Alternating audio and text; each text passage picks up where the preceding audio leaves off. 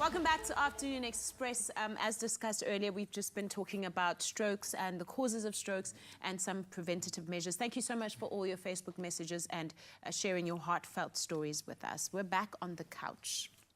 So what exactly causes a stroke? So essentially, a stroke is when there's an interruption in the blood supply to a part of your brain, like we mentioned earlier, and that's usually due to obstruction of the blood vessel, typically caused by a blood clot, or it can be caused by bleeding in the brain itself. Okay. That's Sure. and what are some of the scary. very scary? And what are some of the preventative measures a person can take when before and after?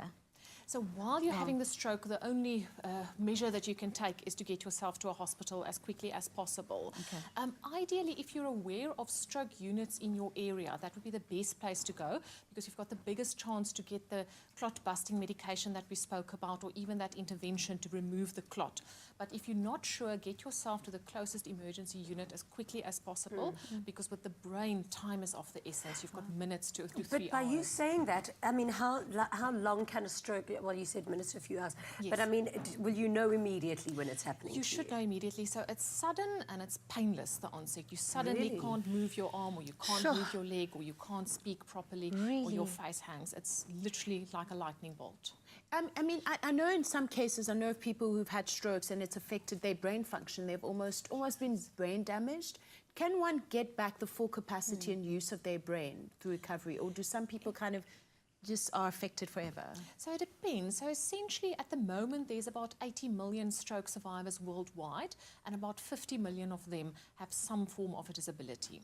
And the degree of the disability that you're left with, it depends. It depends on the size of the stroke. It depends on the rehabilitation that you went through. It depends on what was the treatment that you actually underwent in terms of helping with the stroke. So there's a lot of factors that can actually influence it. Some people, especially children, tend to recover much better than adults, and then older people perhaps a little bit less than the rest of than the younger counterparts. Sure.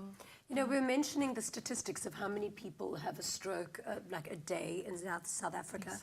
It's just so radically high. Are the only ways to bring those stats down just lifestyle choices?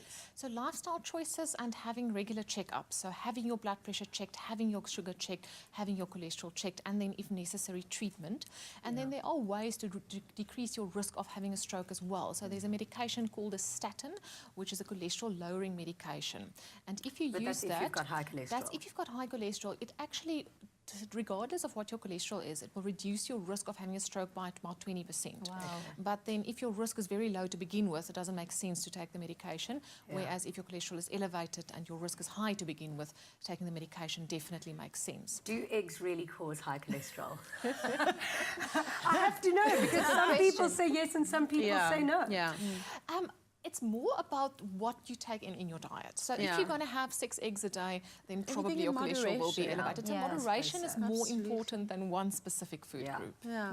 Well, thank agreed. you so much. I think that's been very informative. I Yeah.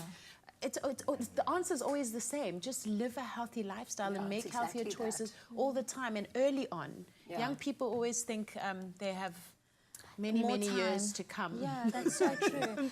Drink water, exercise. Yes, and it's Yeah. something that's so important, because I know Salama, she also suffered a stroke when she was 30. Thank you so much Very for being with important. us. Yes. We'll be back again tomorrow. We can't see you then.